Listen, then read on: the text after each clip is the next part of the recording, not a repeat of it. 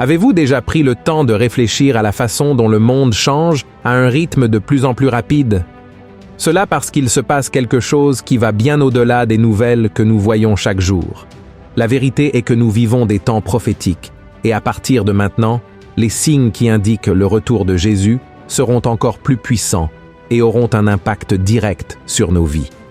Pour vous donner une idée, l'année 2024 touche à sa fin, et un événement très étrange a récemment eu lieu à l'ONU qui pourrait être lié à l'émergence de l'Antéchrist dans le monde. Je vais vous expliquer cela dans un instant. Dans la vidéo d'aujourd'hui, je vais vous montrer 5 prophéties apocalyptiques qui doivent s'accomplir en 2025. Nous verrons que la parole de Dieu s'accomplit sous nos yeux, mais malheureusement, peu de gens le réalisent.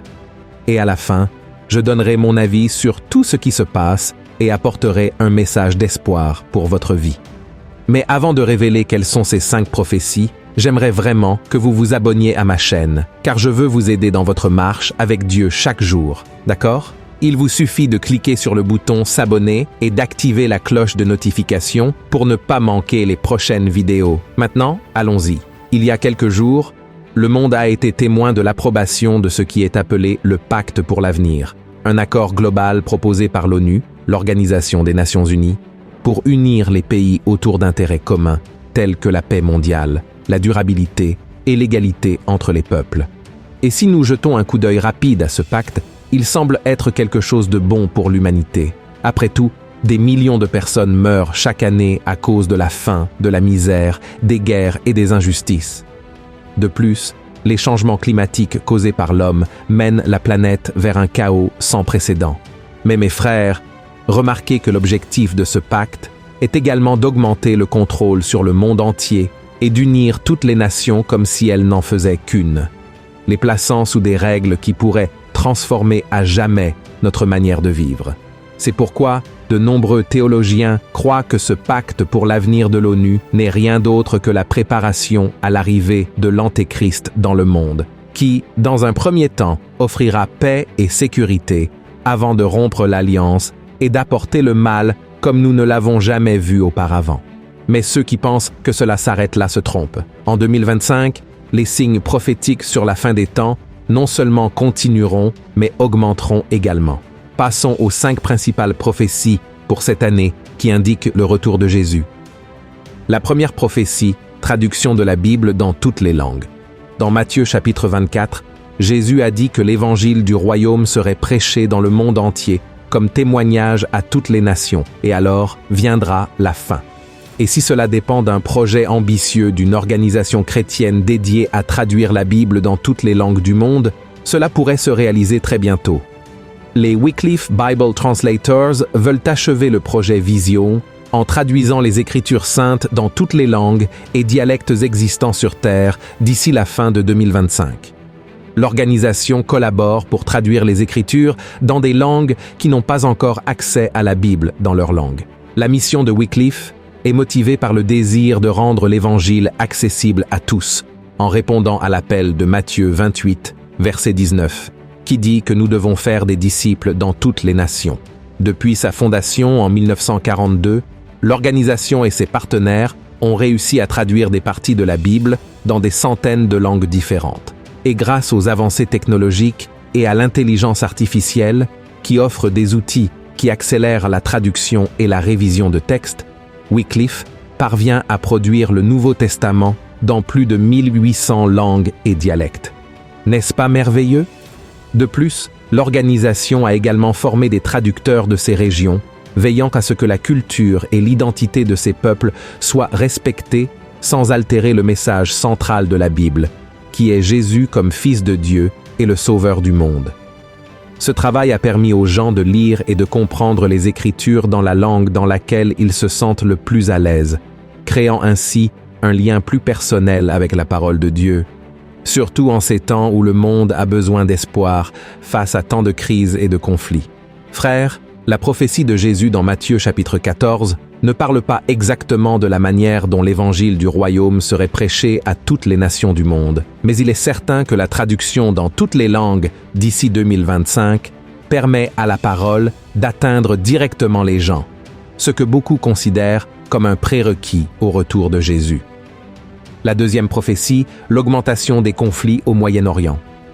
Dans les chapitres 38 et 39 du livre qui porte son nom, Ézéchiel prophétise une bataille apocalyptique qui impliquera une alliance de nations qui attaquera Israël, dirigée par Gog du pays de Magog. Alors Dieu intervient, protégeant Israël et détruisant les forces ennemies, entraînant une restauration spirituelle pour son peuple. Actuellement, il existe une tension énorme au Moyen-Orient. Des nations voisines d'Israël, comme l'Iran et la Syrie, s'allient à de grandes puissances comme la Russie pour attaquer ce pays. Et il semblerait que cette alliance devienne encore plus forte à l'avenir, puisque Israël a répondu avec beaucoup de force aux attaques qu'il subit de la part de ses ennemis. Ce possible conflit avec des alliances politiques et militaires d'États ennemis d'Israël est perçu par beaucoup comme le début de la prophétie de Gog et Magog. Mais mes frères, il est important de préciser ici que la prophétie de Gog et Magog ne se réalisera pas maintenant, mais pendant la grande tribulation, c'est-à-dire pendant le règne de l'Antéchrist sur terre. Cette bataille devrait avoir lieu comme événement final dans les derniers jours, lorsque le monde connaîtra déjà la colère de Dieu avec des persécutions intenses et des catastrophes mondiales que nous pouvons trouver dans plusieurs passages de l'Apocalypse. Cependant, mes frères, l'augmentation de cette tension au Moyen-Orient peut effectivement être vue comme un type de répétition pour ce qui est à venir prochainement. Beaucoup des alignements géopolitiques que nous observons aujourd'hui peuvent être une forme de préparation pour que la prophétie d'Ézéchiel devienne un jour réalité. Avant de passer à la prochaine prophétie, il est important de préciser que les batailles de Gog et Magog et d'Armageddon ne sont pas la même chose. La bataille d'Armageddon, que vous pouvez trouver dans Apocalypse 16, verset 16, représente le combat final entre les forces du bien et l'Antéchrist avant le retour de Jésus. La Bible raconte que le Christ apparaîtra dans le ciel avec ses anges, tuera les deux bêtes et vaincra Satan.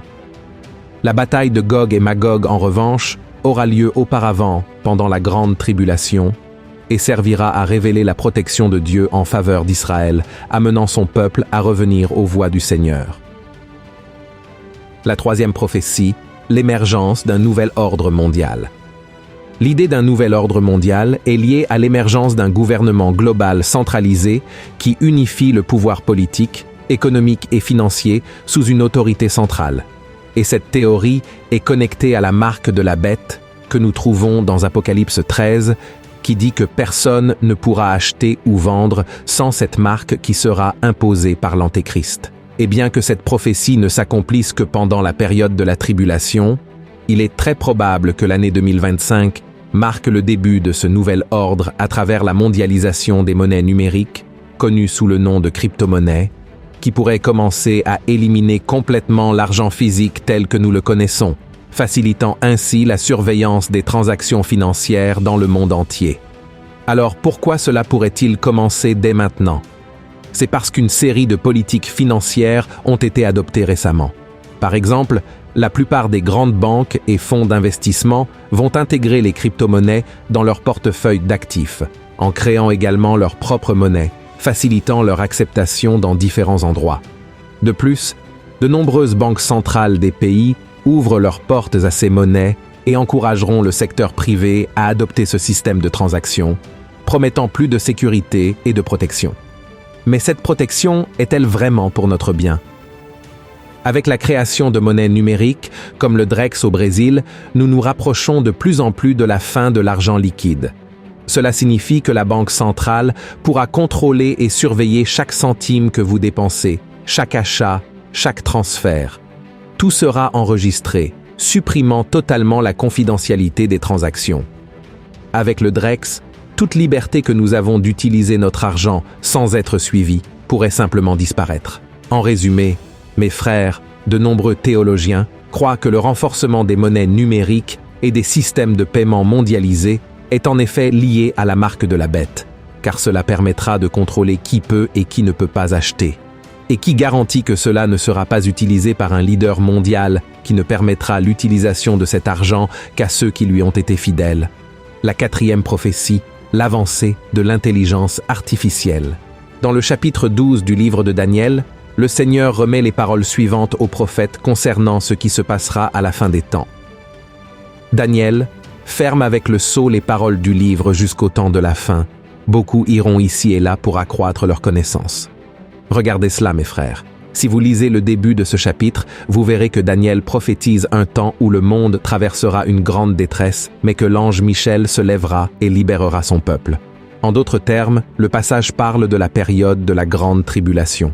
Cependant, ce que nous verrons à partir de 2025 en ce qui concerne l'intelligence artificielle pourrait bien être un autre signe que nous assisterons au début de l'accomplissement d'une autre prophétie apocalyptique. Cela s'explique par une recherche récente de la société de conseil Gartner, qui indique qu'à la fin de 2025, plus de 80% des entreprises auront intégré des solutions d'intelligence artificielle dans leur processus.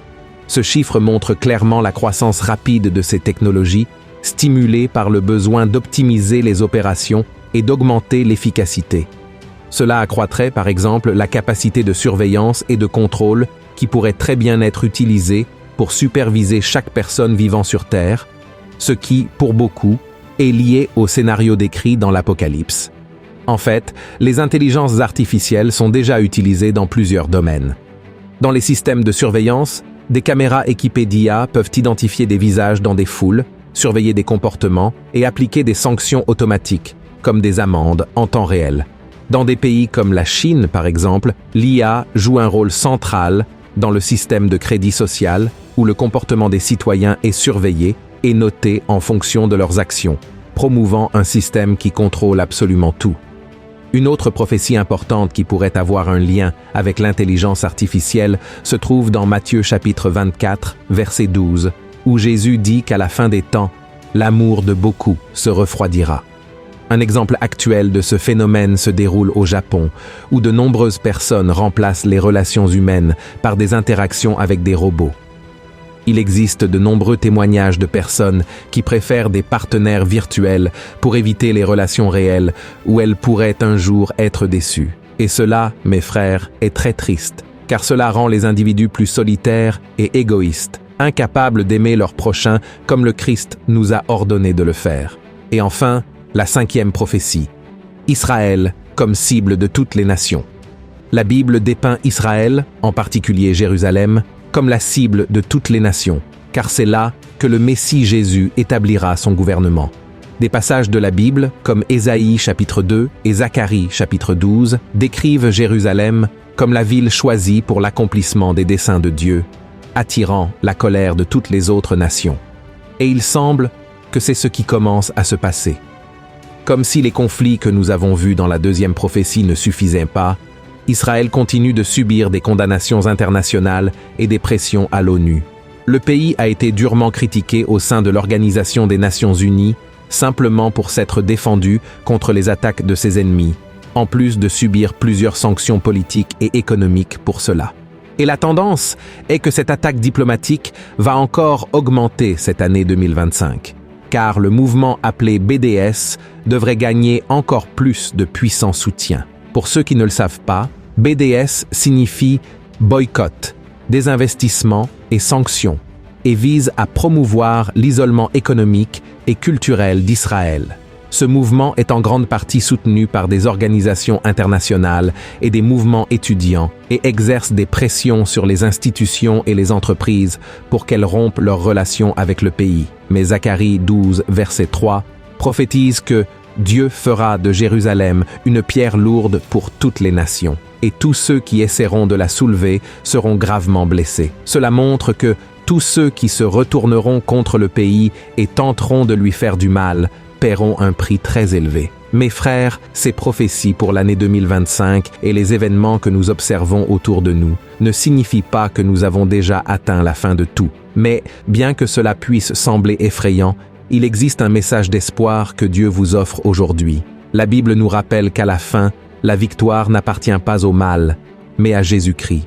Il est ressuscité, et il a promis de revenir pour restaurer toutes choses, pour vaincre l'injustice, guérir les blessures et surtout, essuyer les larmes de ceux qui ont persévéré. Dans l'Apocalypse chapitre 12, il est dit qu'il n'y aura plus de mort, ni de tristesse, ni de larmes, ni de douleur, car l'ordre ancien a disparu. Amen. Cela signifie que, malgré les difficultés, nous avons une espérance sûre, Un avenir où l'amour, la justice et la paix de Dieu régneront éternellement. Ainsi, tous ces signes que je vous ai montrés dans la vidéo sont un rappel pour nous de vivre une vie avec un but, en ayant confiance qu'à la fin de tout, Jésus viendra renouveler ce monde et établir un règne de paix et de joie qui n'aura jamais de fin. Alléluia.